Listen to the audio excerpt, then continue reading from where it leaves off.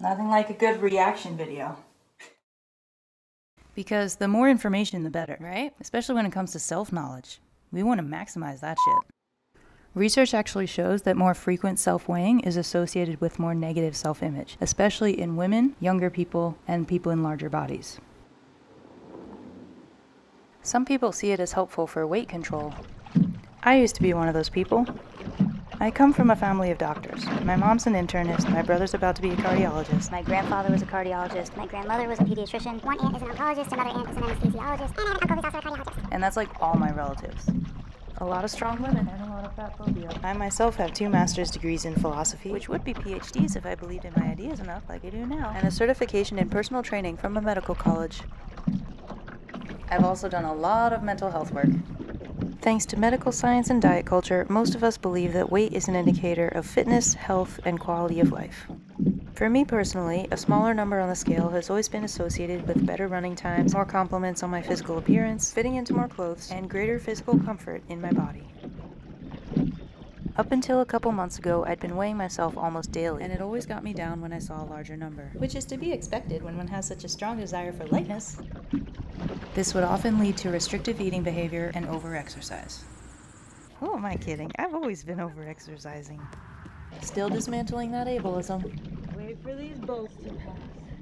During treatment, I was highly encouraged to get blind weights, which was exceedingly difficult. I kinda hated it, but it did help to neutralize my feelings around the number on the scale. And I started keeping my scale in the closet rather than on the bathroom floor. Alright, yeah. Yeah, I guess I don't feel like I need to know it either. But I feel like I need to behave in a certain way. It's a thing. Medical professionals often tell us to do certain things or behave in certain ways or imply that our bodies should be different based solely on our weight. I should eat healthier. I should exercise more. I need to lose weight. I'm trying to cut carbs. I feel bloated. I need a detox. I want to cleanse. I need to get rid of fat. I should fast.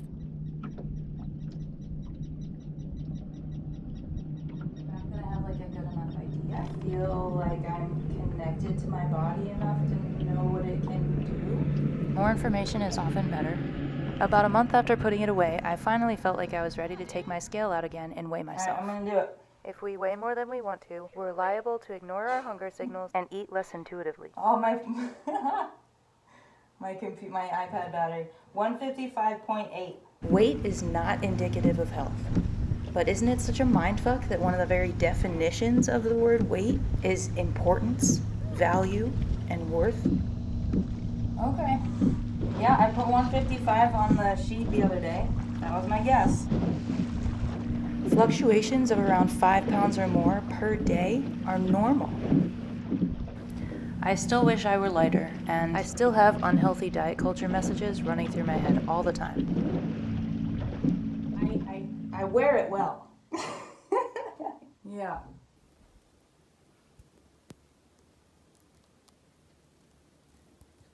I just came back from a hike. I really have to pee, but I want to get this out. Medical science makes us believe that certain numbers are optimal, 120/80, or a BMI of between 18.5 and 25. So people get really obsessed with those numbers. Instead of meeting us where we're at, this is more likely to contribute to a disconnect from our body. And it takes a toll. You drop 2 pounds and you're like, oh, this is great. I'm doing something right. Gain 2 pounds and you're like, oh my God, I'm doing everything wrong. Even though weight fluctuations are due to a lot of different things. Because of this, frequent self-weighing can be psychologically and physically harmful. When you weigh yourself every day, you can get really stressed out about the random, unexplained increases. I know I do. This causes cortisol levels to go up, which in turn leads to increased fat storage. And if in response to an increase on the scale, you limit your food intake, cortisol levels go up even more because of food scarcity. And metabolic adaptation will take place wherein you burn fewer calories doing the same activity. Side note, the common assumption is that total daily energy expenditure, or calories out, is fixed according to your activity level, but this is false. When you spend long periods of time in states of low energy availability, aka when you eat less, your body adapts by slowing down processes of digestion, menstruation, hormonal and immune function, cognition, etc. This is what's known in philosophy as a vicious cycle, and you don't want to get caught in a vicious cycle. Anyway, stopping my self-weighing behavior put an end to that cycle for me, I hope. What's even worse is that this vicious cycle is causally overdetermined. What with the stress response and the metabolic adaptation on top of the pre-existing normal, weight fluctuations. And that's completely independent of diet culture and doctors telling us we need to lose weight and stressing us out even more. Overweight, in my experience, tend to have some deeply traumatic issues that are keeping them from eating intuitively. They think they need to lose weight, and so they diet, and then that fucks up their metabolism, and then they start storing all the energy in the form of fat or something. Cortisol. And so, like, medical science tells us that, like, the skinnier you are, the healthier you are. People glom onto these diets, exercise too much, and fuck up their metabolism, and I'm just like, oh. Speaking as someone who's been both overweight and underweight, I want to help, but diet culture sucks. I started self-weighing as a teenager. My dad had a heart thing a few years before that, so we all went fat-free. At 109, I was misdiagnosed with anorexia. At 130, I graduated high school, left for college, and kept getting better at running. I didn't like eating animals, and I didn't know about macros, so I was protein deficient too for 10 years. At about 150, I started doing Weight Watchers in MyFitnessPal as per my mom's instructions. So I cut out complex carbs too. At 142, I ran the Colorado Marathon and qualified. And I got injured and kept running and restricting my food. My highest was about 170. Yeah, that 0.8 pounds. Like, if I were under or if I were exactly 155, then I would have felt disordinately differently about it. It's just visual stimuli. Is this disordered or ordered? Assigning numbers to ourselves poses a threat to our autonomy, which is being you, being a person. When I had my running streak, I used to think I wasn't a person until I'd gone for my run that day. It invites comparison in lieu of connecting with your own body and your physical needs. Talking about dissociation. It's hard work to get back in touch with that. And that's what we're doing. Personal trainers tend to benefit from diet culture. People think they need to lose weight. Discipline. They see personal training as a means to that. Which it can be. And they continue yo-yo dieting. Stressing themselves out. Fucking up their metabolism. Fighting their Or bodies. the aging process. That's more business for personal trainers.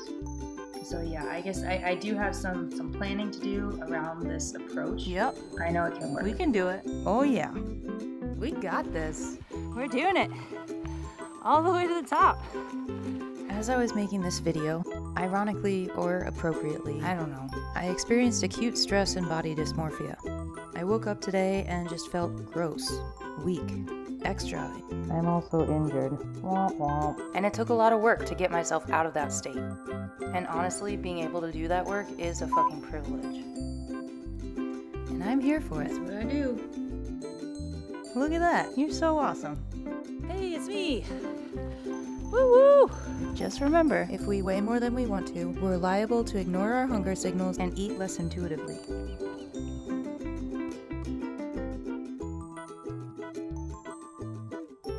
It's not about how much you weigh, or how heavy you lift, or how far you run, or how hard you climb, or how young you are, or how much you make.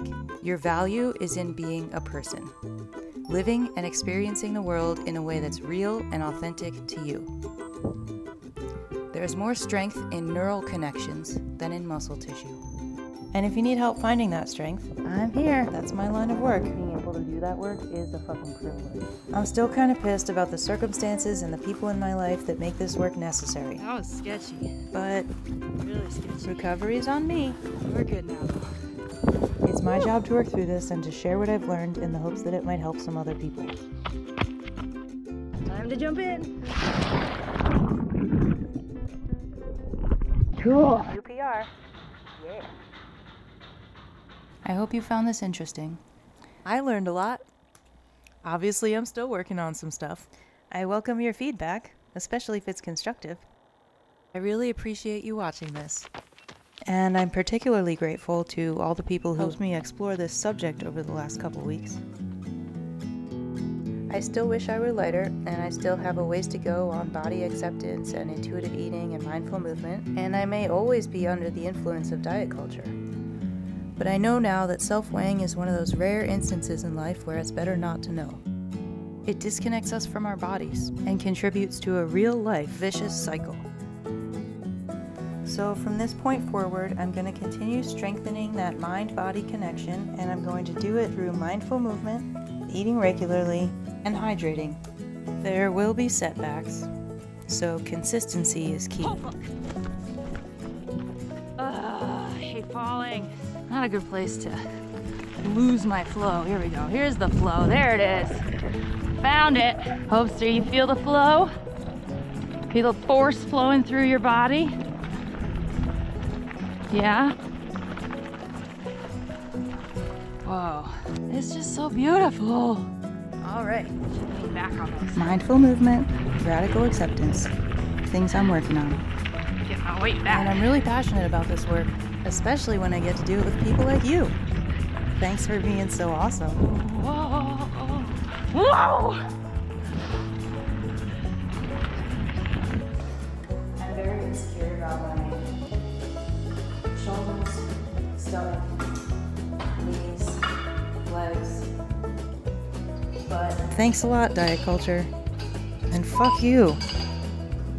neck, face, Vicious Cycles, man. Good name for a bike company. Shotgun. I can manage that insecurity by doing core work.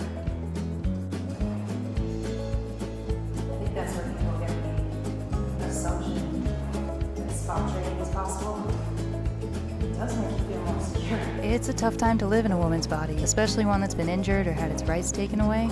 But, you know, historically, it's never been easy for women. And we've been putting in the work for a long ass time. We're really freaking strong for making it through that shit. Carrying the weight of the patriarchy. And let's face it, we're way smarter than our male counterparts. You know, on average. Yeah, that's so awesome. Trauma work for the win. For real though. We got this. We're doing it. All the way to the top. We're capable of a lot more than we realize. I've seen it. I even surprise myself with what I can do. Just move mindfully and give yourself plenty of time to rest, ice, compress, and/or elevate. Self-care. I know you're good at it. No one works as hard as we do, especially not those dudes who get all 100 cents on the dollar. Sorry, it's ridiculous, but like, we can fucking do this.